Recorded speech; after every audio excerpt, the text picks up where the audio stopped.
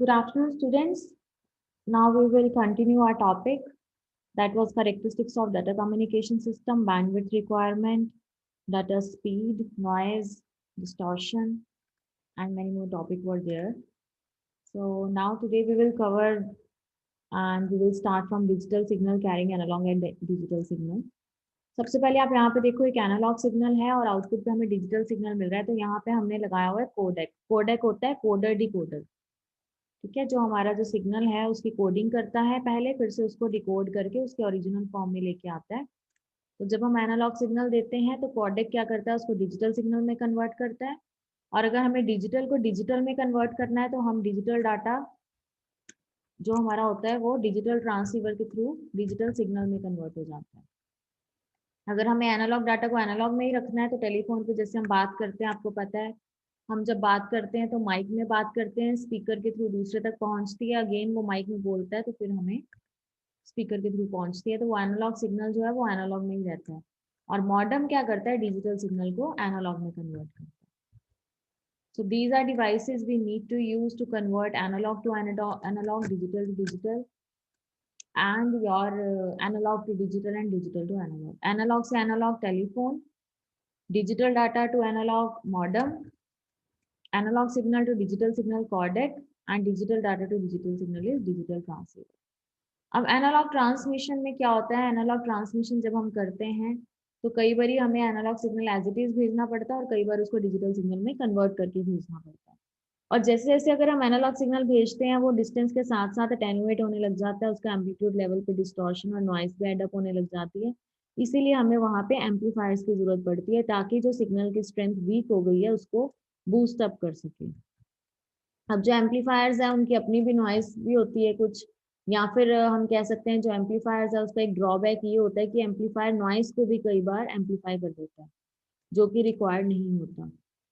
So digital transmission इसके लिए हमने यूज करना शुरू किया। डिजिटल ट्रांसमिशन में इंस्टेड ऑफ एम्पलीफायर हमने रिपीटर्स यूज करे, इसमें एक्सट्रैक्ट किया हमने सेम पैटर्न को रिपीटर के बाद, और इवन हमने इसमें बिट पैटर्न्स, रीट्रांसमिशन और अटेन्युएशन वाली प्रॉब्लम को भी ओवरकम कर लिया। नॉइज जो थी वो रिपीटर एम्पलीफाई नहीं करते, रिपीटर सिर्फ ओरिजिनल सिग्नल को एम्पलीफाई करते हैं, ये इसका एक एडवांटेज था। और इसमें जो नॉइस और अटेन्युएशन है कंपैरेटिवली एनालॉग ट्रांसमिशन के कम है। देन आता है एनालॉग एडवांटेज क्या है डिजिटल ट्रांसमिशन के, डिजिटल टेक्नोलॉजी जो है हम सबको पता है VLSI टेक्नोलॉजी यूज हो रही है, very large scale integration technique. उसमें क्या होता है कि हमारे जो डिवाइसेस हैं, जो टेक्नोलॉजीज हैं वो धीरे धीरे कम होती जा रही, छोटी होती जा रही है। जो हमारे कंपोनेंट्स हैं उसको हम बहुत छोटा सा करके एक मदरबोर्ड के ऊपर हम बेड कर रहे हैं, जिससे कि हमारे जो डिवाइसेस हैं वो बहुत हैंडी और पोर्टेबल हो रहे हैं, और इसकी कॉस्ट भी जो कंपैरेटिवली कम है।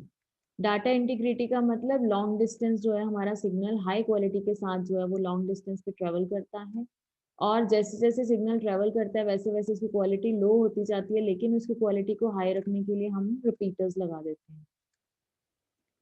अब जब बैंडविड्थ की बात करते हैं तो जो हमारे डिजिटल सिग्नल है वो बेटर बैंडविड्थ यूटिलाइजेशन करते हैं इंस्टेड ऑफ एनालॉग सिग्नल, क्योंकि वहां पे हम कंप्रेशन टेक्निक या डिकम्प्रेशन टेक्निक्स को यूज कर सकते हैं, जिससे हम डिजिटल डाटा को कंप्रेस कर देते हैं, और वो डाटा जब सेंड हो जाता है तो उसको आउटपुट पे जाके डिकम्प्रेस कर लेते हैं। और इवन इसमें डिजिटल ट्रांसमिशन में हमारे पास मल्टीप्लेक्सिंग टेक्निक्स हैं डिफरेंट डिफरेंट, जिससे हमें काफ़ी सारा डाटा जो है वो एक साथ मिल सकता है। और सबसे बड़ा एडवांटेज डिजिटल ट्रांसमिशन का है सिक्योरिटी, क्योंकि हमने बिट्स में यूज़ करा हुआ है, हम उसको एनकोड कर देते हैं, एनक्रिप्शन टेक्निक्स लगा देते हैं, जिससे हमारा डाटा जो है वो मोर सिक्योर हो जाता है। देन आता है ट्रांसमिशन इम्पेयरमेंट। अब सिग्नल जो हमारा रिसीव हुआ है में डिफर फ्रॉम सिग्नल ट्रांसमिटेड, जो हमारा सिग्नल ट्रांसमिट हुआ था और रिसीव हुआ था, हो सकता है वो सिग्नल अलग अलग हो या डिफरेंट हो। अगर आप एनालॉग सिग्नल्स की बात करते हैं तो उसमें सिग्नल की जो क्वालिटी है वो डिग्रेड हो जाती है, कम हो जाती है, क्योंकि उसमें नॉइस भी एम्पलीफाई हो जाता है अगर एम्पलीफायर लगाते हैं। अदरवाइज हमारे सिग्नल की स्ट्रेंथ जो है वो वीक हो जाती है। और अगर हम डिजिटल सिग्नल्स की बात करते हैं उसमें हम सबको पता है बिट एरर आ जाते हैं, इसीलिए हमने वहाँ पे एरर करेक्टिंग और डिटेक्टिंग टेक्निक्स यूज करनी पड़ती हैं। और इन सब की वजह से हमारा सिग्नल जो है यहाँ अटेन्युएट हो जाएगा, या डिले हो जाएगा, या उसमें डिस्टॉर्शन आ जाएगी, या नॉइस इंट्रोड्यूस हो जाएगी। अटेन्युएशन क्या होता है आप सबको पता है, जब सिग्नल की स्ट्रेंथ कम हो जाती है, जैसे जैसे सिग्नल डिस्टेंस ट्रेवल करता है उसको अटेन्युएशन बोलते हैं। डिपेंड करता है हम कौन सा मीडियम यूज कर रहे हैं, उस पे हमारी अटेनुएशन डिपेंड करेगी। और जो हमारा सिग्नल रिसीव हुआ है वो इतना होना चाहिए कि हम उस सिग्नल को डिटेक्ट कर सकें। दूसरा, उसमें जो नॉइस है वो कम हो या एरर जो है वो कम हो। हमारा जो रिसीव्ड सिग्नल है वो हाई स्ट्रेंथ के साथ बिना एरर के रिसीव होना चाहिए। तो जो अटेनुएशन है वो धीरे धीरे बढ़ती रहती है जैसे जैसे फ्रीक्वेंसी बढ़ती है। और अगर हम डिस्टॉर्शन की बात करते हैं या डिले डिस्टॉर्शन की बात करते हैं, तो ये हमारे गाइडेड मीडियम यानी कि जो वायर्ड मीडियम है उसी में डिस्टॉर्शन एडअप होती है। और प्रोपगेशन वेलोसिटी जो है वो वेरी करती है फ्रीक्वेंसी के साथ साथ। जैसे जैसे फ्रीक्वेंसी बढ़ती है, अगर उसकी वेलोसिटी इंक्रीज होएगी तो हमारी डिस्टॉर्शन भी बढ़ती जाती है। नॉइस हम सबको पता है, जो अनवांटेड सिग्नल हमारे ओरिजिनल सिग्नल के साथ एडअप हो जाता है उसको हम नॉइस बोलते हैं। और thermal, due to thermal agitation of electrons, हम सबको पता है इलेक्ट्रॉन्स जब हीटअप होते हैं तो थर्मल एजिटेशन होती हैं, वाइब्रेशन प्रोड्यूस होती हैं, यूनिफॉर्मली डिस्ट्रीब्यूशन होती हैं, वाइट नॉइज और गॉसियन नॉइज, ये दो तरह की नॉइज जो है वो इंट्रोड्यूस हो जाती हैं। देन इंटरमॉड्यूलेशन टेक्निक्स होती हैं जो आप ऑप्टिकल फाइबर में भी पढ़ रहे होंगे। सिग्नल्स जो है वो सम होते हैं या डिफरेंस, यानी दो सिग्नल्स अगर हमारे पास हैं तो वो दो सिग्नल एडअप हो जाते हैं या उन दोनों सिग्नल्स का डिफरेंस जो है वो क्रिएट करके हम उसको मीडियम के थ्रू शेयर करते हैं। क्रॉस टॉक क्या होता है? जब एक लाइन जो है वो दूसरी लाइन के साथ ज्वाइन अप हो जाती है। पहले आपने देखा होगा जब हम बहुत पहले बहुत लोएस्ट टेक्नोलॉजीज यूज कर रहे थे तो टेलीफोन्स में क्या होता था, जब हम लैंडलाइन फोन्स यूज करते थे और उसमें जब हम बात करते थे तो कई बारी बात करते टाइम किसी और पर्सन की लाइन भी हमारी लाइन के साथ ज्वाइंट हो जाती थी, जिसकी वजह से हमें उसकी बातें सुनाई देती थी। या हमारे जब हम किसी पर्सन से बात कर रहे हैं उसके बीच में इन बिटवीन किसी थर्ड पर्सन की आवाज सुनाई देती थी जिसको हम नहीं जानते। तो वो बेसिकली क्या होता था, गलती से हमारी जो लाइन है वो दूसरी लाइन के साथ ज्वाइंट हो जाती थी, जिसको हम क्रॉस टॉक बोलते हैं। मतलब जो एक सिग्नल, जो एक लाइन है उसका सिग्नल दूसरी लाइन जो है वो पिक कर लेती थी या दूसरी लाइन के साथ उसका सिग्नल ज्वाइंट अप हो जाता था। ये क्रॉस टॉक की प्रॉब्लम जैसे जैसे टेक्नोलॉजी इंक्रीज होती गई वैसे वैसे क्रॉस टॉक की प्रॉब्लम डिक्रीज होती गई। इवन डिजिटल ट्रांसमिशन के टाइम पे तो क्रॉस टॉक की जो प्रॉब्लम थी वो बिल्कुल ही एलिमिनेट हो गई। इम्पल्स क्या होता है? जो इरेगुलर पल्सेस होती हैं या जो बीच बीच में पल्सेस की स्पाइक आती है, नैरो पल्स आती है, उसको हम इम्पल्स बोलते हैं। एग्जाम्पल हम लेते हैं इलेक्ट्रोमैग्नेटिक इंटरफेरेंस। जब हमारी कोई इनकेस आपके घर में अगर मोटर चल रही है ना, उसके आसपास अगर आपकी कोई वायरिंग है तो वो वायरिंग में डिस्टर्बेंस आने लग जाती है because of electromagnetic interference of that motor. So electromagnetic interference के कारण बीच में हमारे ओरिजिनल सिग्नल के कुछ नैरो पल्सेस एडअप हो जाती हैं, या जो हमारी एक्चुअल पल्स थी वो इरेगुलर हो जाती है कुछ टाइम के लिए। तो नैरो पल्स या नैरो स्पाइक का मतलब है एकदम से जिसका एम्पलीट्यूड बहुत ज्यादा बढ़ जाता है बहुत शॉर्ट ड्यूरेशन के लिए, उसको हम इम्पल्स बोलते हैं। अब चैनल की कैपेसिटी किस पे डिपेंड करती है कि जो हमारा एक तो डाटा की बैंडविड्थ कितनी है, सॉरी चैनल की बैंडविड्थ कितनी है, दूसरा हमारे डाटा की स्पीड कितनी है। अब डाटा की स्पीड का मतलब क्या है कि एक सेकेंड में कितनी बिट्स ट्रांसफर हो रही है, और बैंडविड्थ क्या है, एक सेकेंड के अंदर कितने साइकिल्स जा रहे हैं।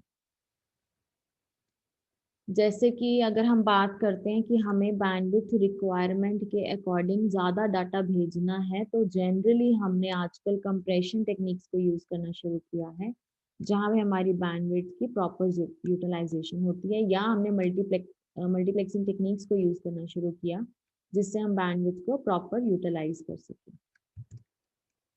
नाइक्वेस्ट रेट और नाइक्वेस्ट बैंडविड्थ आपने पहले भी पढ़ा होगा। नाइक्वेस्ट रेट का मतलब होता है कि जो हमारा सिग्नल ट्रांसमिट हो रहा है that should be double than the signal जो हमारे पास पड़ा है। एग्जाम्पल हम लेते हैं, जैसे कि rate of change of signal, जो हमारा रेट ऑफ सिग्नल ट्रांसमिशन है अगर वो 2 बाइट्स है, then signal with frequency not greater than b sufficient to carry the signal rate. This is a formula or this is a theorem which we need to follow when we send the data. So अगर हमारी bandwidth b है तो हमारा जो signal rate है that should B 2b। अगर हमारा binary signal है और डाटा रेट जो है वो b हर्ट्ज है तो हमारा स्पीड कितनी होनी चाहिए, बाइट्स पर सेकंड कितनी होनी चाहिए, 2b, that is double than the data rate. और हम इसको कैसे बढ़ा सकते हैं, कितना बढ़ा सकते हैं, this is according to the formula that is 2b log 2m। आप सबने ये नाइक्विस्ट थ्योरम पहले से पढ़ी हुई है। उसका एक सिंपल सा फॉर्मूला जो है that is ns should always be higher than the 2fn। ये in terms of communication frequency signal है। उसका मतलब होता है कि if rate of signal transmission is 2b, suppose हम लेके चलते हैं कि जो हमारा सिग्नल ट्रांसमिट हो रहा है वो 2b है, then signal with frequency no greater than b। इसका मतलब जो हमारा सिग्नल हमने ट्रांसमिट करना है उसकी फ्रीक्वेंसी b से ज्यादा नहीं होनी चाहिए, तभी वो हमारा सिग्नल जो है प्रॉपर बैंडविड्थ यूटिलाइज कर पाएगा और प्रॉपर ट्रांसमिशन हो पाएगी सिग्नल की। ये बेसिकली थ्योरम है, इसके बहुत सारी डेरिवेशन भी है, बहुत लंबी चौड़ी। तो this you need to read it from a book.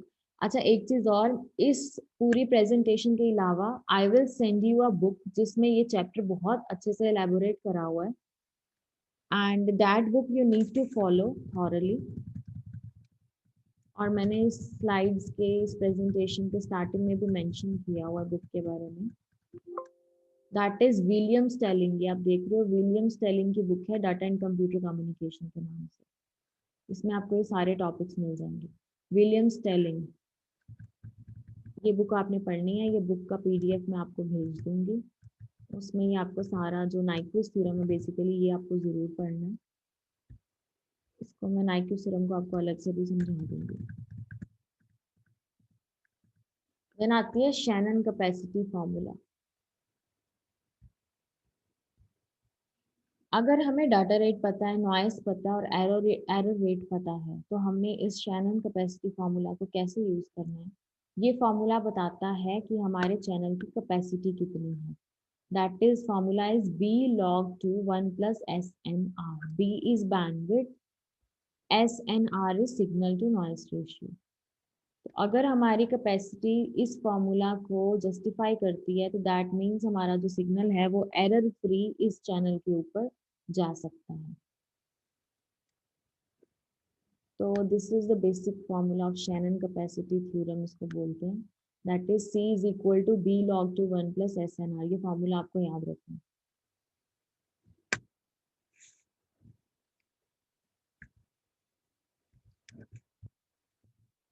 Stalin की बुक से आपको ये मैं आपको एक बड़ी नाइक्विस्ट थ्योरम अच्छे से समझा देती हूँ।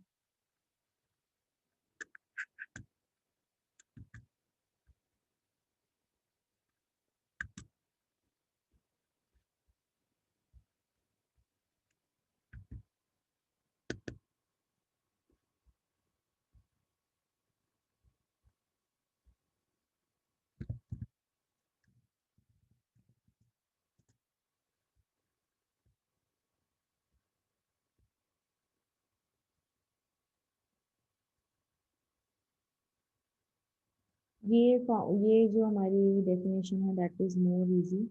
Nyquist rate of frequency is the minimum rate at which a finite bandwidth signal needs to be sampled to retain all the information। Nyquist rate क्या है?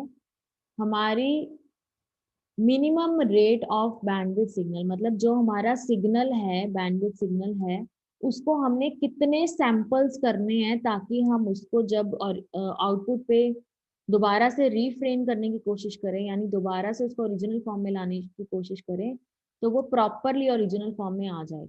मतलब कि जो हमारा एनालॉग सिग्नल है उसको डिजिटल में कन्वर्ट करने के लिए हम सैम्पलिंग करते हैं, तो वो जो सैम्पलिंग हो रही है वो किस रेट पे होनी चाहिए ताकि वो जब दोबारा से डिजिटल सिग्नल से एनालॉग में कन्वर्ट हो तो हमारा जो एक्चुअल सिग्नल था वो वैसा ही फॉर्म हो। उसके लिए हम ये नाइक्विस्ट फ्रीक्वेंसी या नाइक्विस्ट रेट को फॉलो करते हैं। अब इसके लिए एक थ्योरम होती है, बेसिकली नाइक्विस्ट रेट सैम्पलिंग के लिए यूज होता है। Nyquist theorem states that in order to reproduce a signal, it should be periodically sampled at a rate that is 2x in the sense 2 multiplied by the highest frequency you wish to record।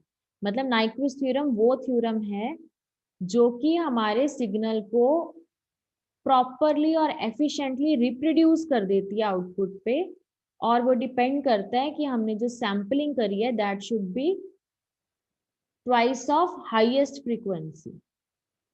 इसका मतलब ये, जैसे ये और हमारा analogue signal था, अब इसको हमें सैम्पलिंग करनी है, तो सैम्पलिंग कितनी करनी है? ट्वाइस ऑफ हाईएस्ट फ्रीक्वेंसी, ताकि हम उसको आउटपुट पे ओरिजिनल सिग्नल को दोबारा से ऑब्टेन कर सकें।